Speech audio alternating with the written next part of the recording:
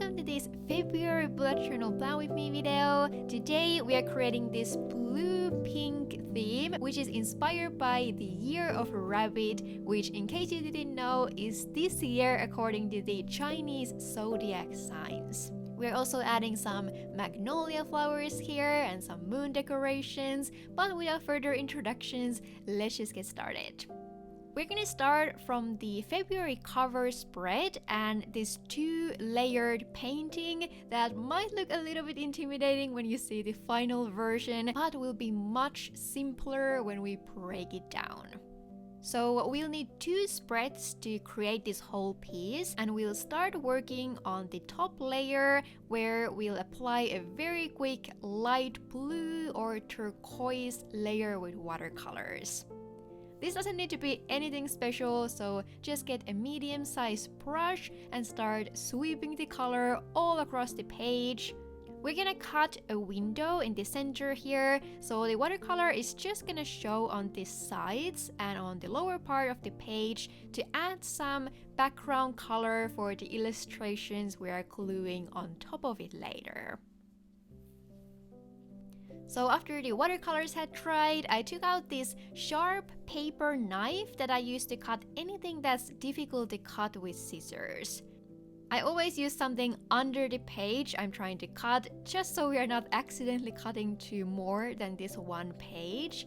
But then when we have this rectangle here in the middle, we'll paint a darker night sky background on this other piece of paper that will go under it.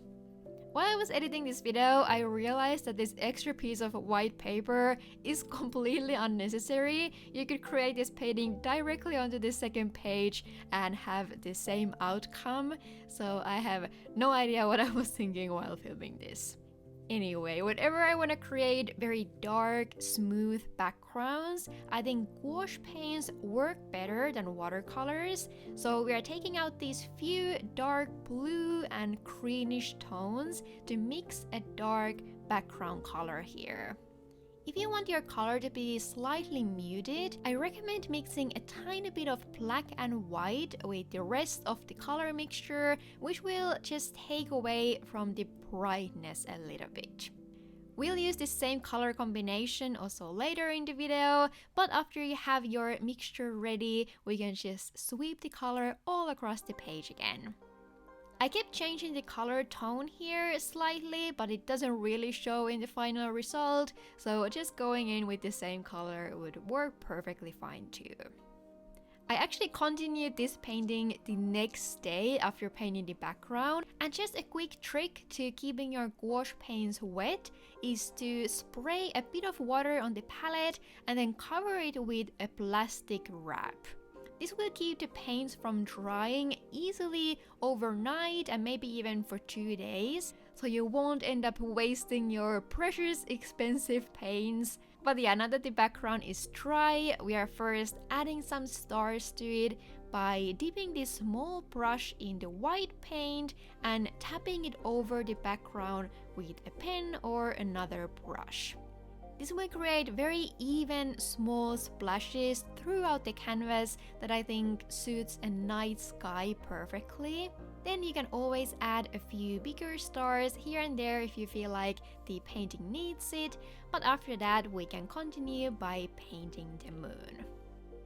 For some reason, the moon caused me so much trouble and took way longer than necessary, so I'll need to speed it up here a little bit. However, I just used the same white and blue paints here and added a bit of gray in there as well. I think the trick is to add lots of texture with a smaller brush and also leave very dark spots throughout the moon's surface. Only some parts of it need to be completely white, and I think my problem here in the beginning was adding too much of the white color everywhere, so I then had to start hiding it with the other colors again. Also, it might be a good idea to start from a slightly smaller circle shape than what you'd want the final moon size to be, because you might need to correct the shape a few times, which will easily make it a bit larger in the end.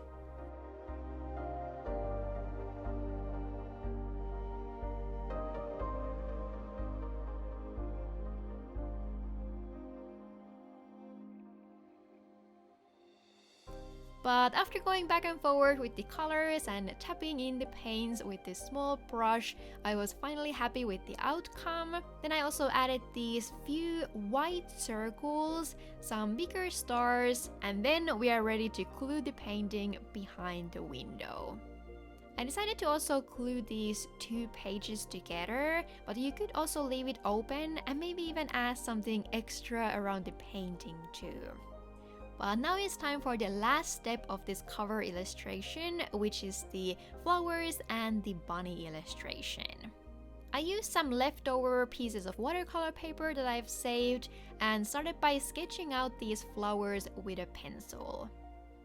If you're new to drawing flowers, I'd highly recommend finding some real flowers or flower pictures from the internet and just copying the shapes of the petals and paying attention to how they layer with each other and how they look from different angles. For the type of flower drawings we're doing today, getting the pencil sketch done as well as possible is probably the most important part, so just spend as much time with this step as you need. It will really make the rest of the process much easier because once we have a pencil sketch, all we gotta do is go over it with a black pen and then apply some color.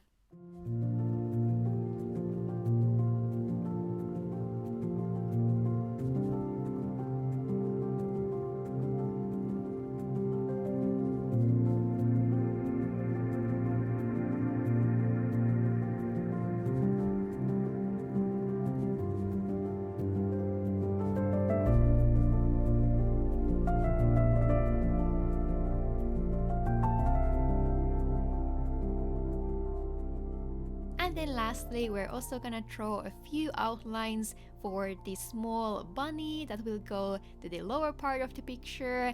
And then before starting with the coloring, I cut out some of the excess paper from all the images so that we can test out the placements here a little bit better.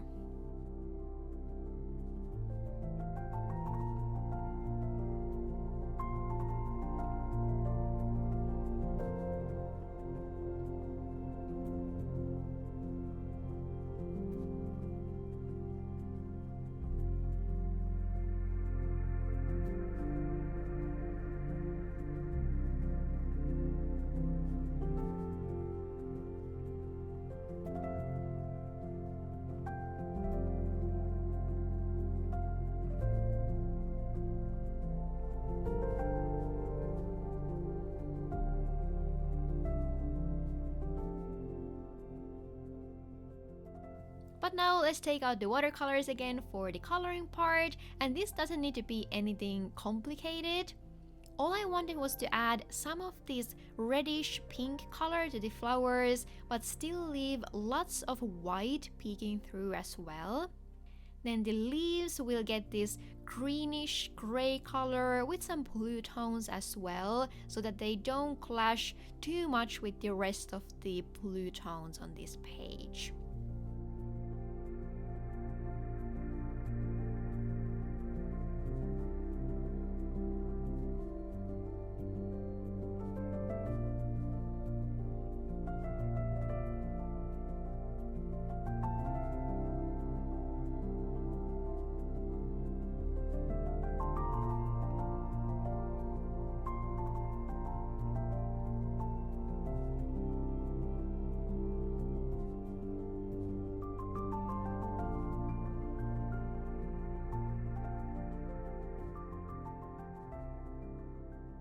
I didn't really know what to do for the bunny, so I went with some of the same shades on my palette here, but now looking back, I think leaving it white, which is some shadowing, would have probably worked as well. But after that, our cover illustration is finally done. I know we've been here for a while, but now I just wanted to add something very simple to this other page where we're gonna write a February title with these big bulky letters and then leave a small space for the monthly calendar. All the colored papers I'm using in this video are printed on white sticker paper, and I have this color set available for you on my shop's free section. So if you'd like to download and print these colors for yourself to use, I'll leave a link to that in the description. But now that the cover spread is finally done, we can move on and create the monthly calendar spread next. I decided to start here with another February title, but this time we are writing the whole word. I was using the font called Didot as my reference, which is a free font, so you'll find a picture of the whole alphabet by googling it, for example. Whenever I write these bulky letter titles, I always count enough space for the letters using the dot grid as my guide. Then, to get an even end result, I like to line the top and bottom lines of the letters with a ruler so that the letters end up being at the same height. I think this automatically makes everything look much more even than drawing everything freehand, and then all we have left is just coloring in the black areas. But then, before finishing the calendar, I hope you're ready to create some more flower decorations. So we're starting by drawing a pencil sketch again, and then we'll add a darker color to the background by going around the sketch. This way you won't need any extra paper, but it would also be possible to do what we did earlier, so glue separate flower drawings on top of this background color. But anyway, I wanted to go for the same magnolia flowers again, but we are keeping them a little bit smaller this time and continuing with the flower branches all the way to the top. For the background color, I tried to make something very similar to what we did for the cover spread, and then using some different size brushes, I filled the area all around the flowers with the paint. The outcome probably won't be the smoothest if you do it like this, but I feel like the flowers will eventually be so much more eye-catching that the background doesn't matter that much. We'll also add stars here again, which will automatically even out the end result. I finished some of the outlines here out of camera with a small detailing brush, and then we can splash some stars here using the same method as before. And I also added a few of these white circles here again. Then, to sharpen the flowers even further, I lined them with a black pen again, and even though the black color doesn't exactly match the background color, I think it's still close enough to fill any last small areas around the flowers that we maybe missed with a brush. But then I took out the watercolors again and colored the flowers very similar to those in the first image. So I always try to make the center and lower part of the flower darker, and also add some color difference between the different petals to make them stand out better against each other and maybe create some shadows and highlights. I think this reddish pink color looks so pretty against the navy blue background, and when we color the flower branch, also the white circle decorations stand out a little bit better from the background. I added this small line of blue paint also on the other side of the spread to balance out the colors a little bit. But when the decorations are done, we can start writing out the calendar. I wanted to use this light blue paper and overlap the calendar slightly with the decorations to create this interesting floating appearance to it. But if you prefer having the calendar more in the middle of the white space, there's enough room to do that as well. Singular boxes would also look very pretty here, but I personally like to be able to add some horizontal lines in my calendar when I mark something that maybe lasts more than one day. So that's why I usually like the boxes to connect, if that makes any sense.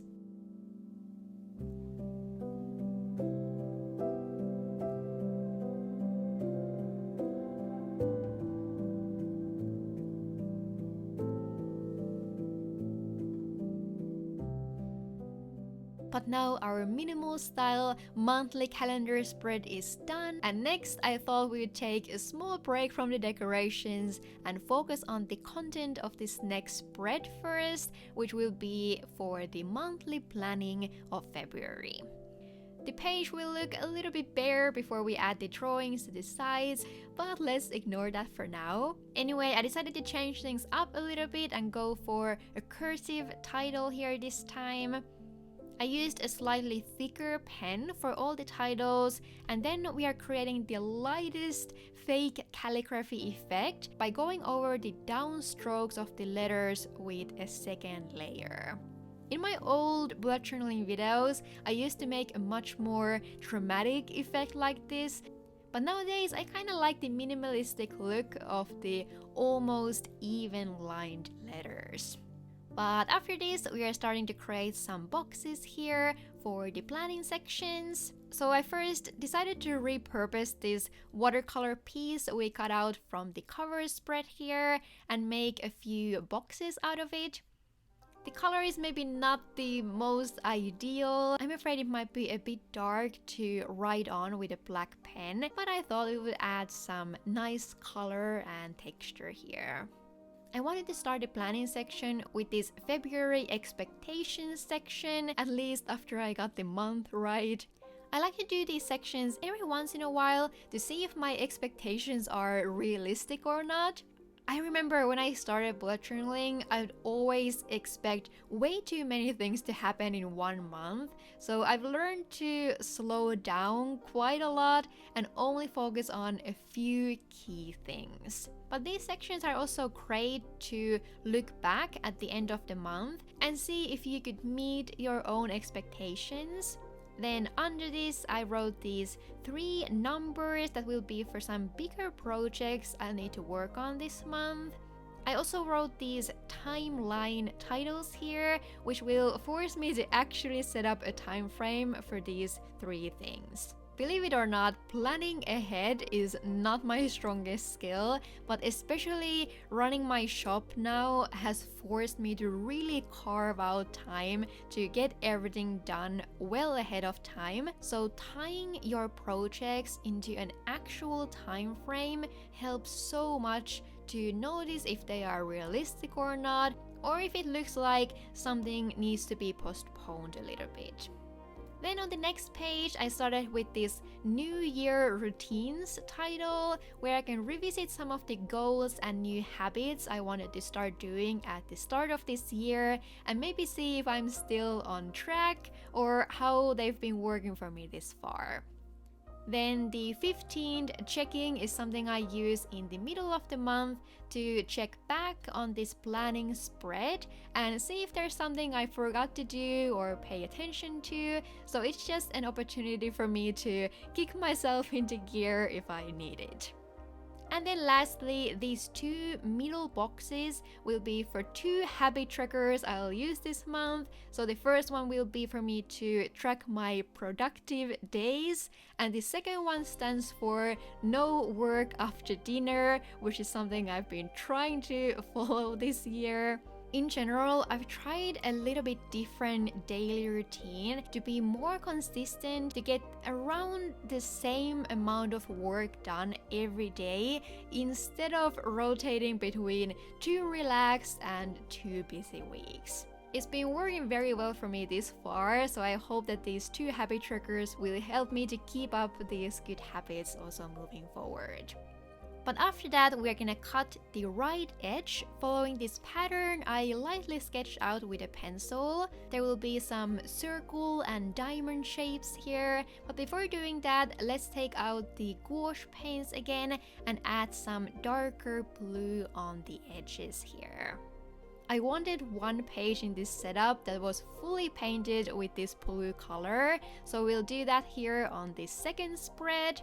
I also sketched out the boxes slightly, making sure that they don't show behind the circle Dutch door edge, and also so that we don't need to fully cover the areas where the boxes are gonna go with the paints. I actually realized I forgot to record while I was adding these white stars and painting some white circles here again, but I did exactly the same thing as we did before and just used some big paper to cover the rest of the spreads to avoid getting any paint splashes there. But then to create the circle decorations on the side of this page, I first painted this blue and pink galaxy watercolor thing that we're gonna use to cut out all the shapes we need. I just added some different tones here and tried to lightly blend them together, but still making sure that some areas only had the pink color and some only blue, so that they wouldn't mix so much that it would all become purple.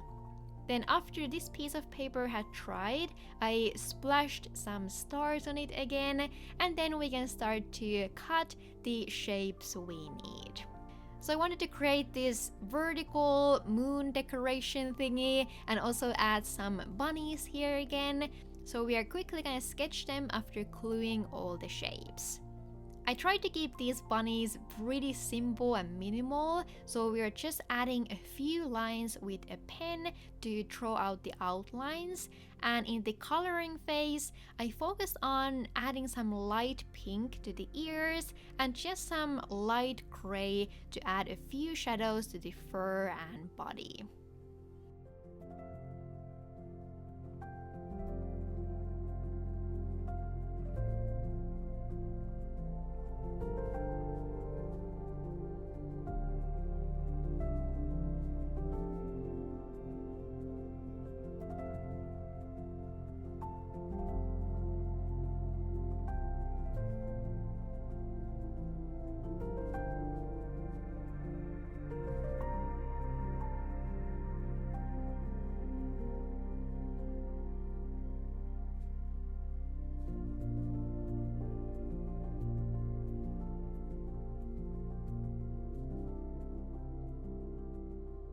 Then lastly, I also added some star sparkles here because I felt like we needed something more here, but I think it would have worked without two.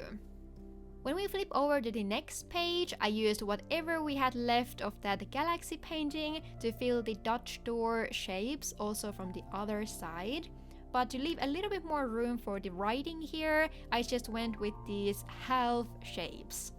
So if the previous spread was for monthly planning, this will be for the monthly reflection that I'm gonna fill out at the end of February.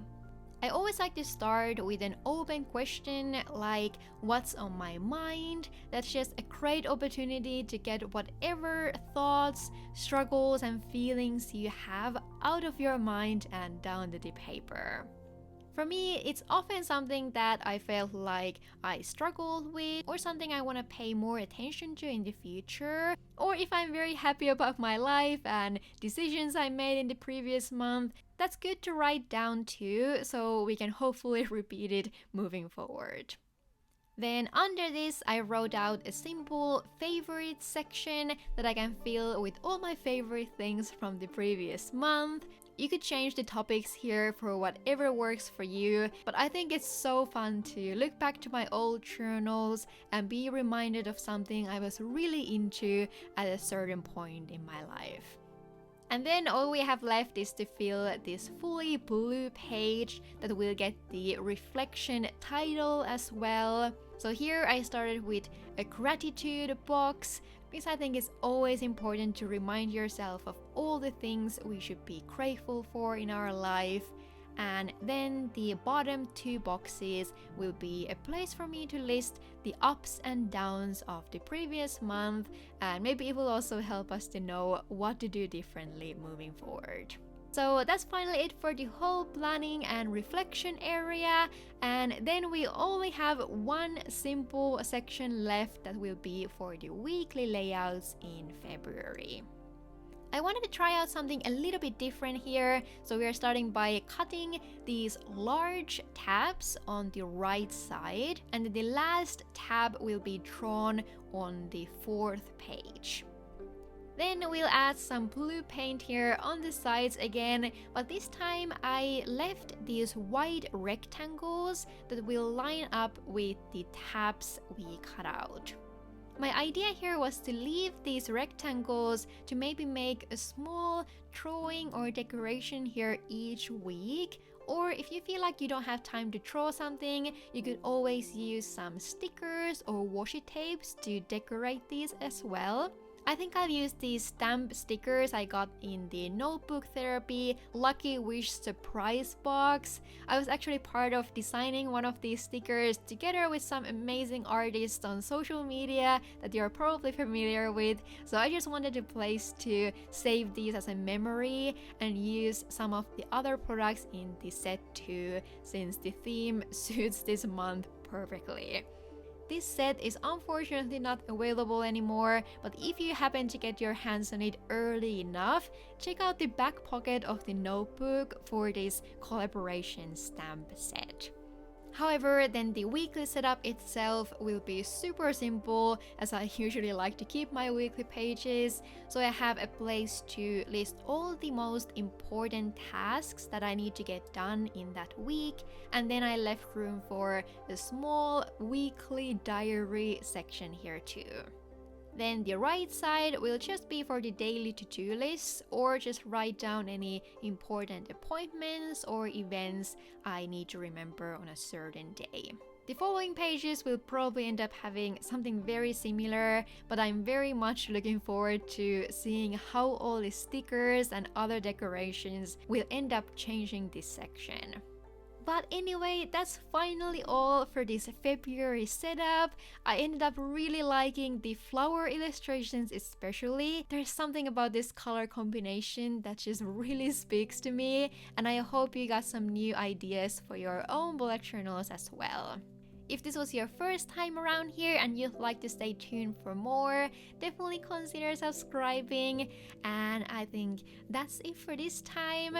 Thank you so much for watching. I hope you're having an amazing day or night wherever you are, and see you in my next one. Bye bye!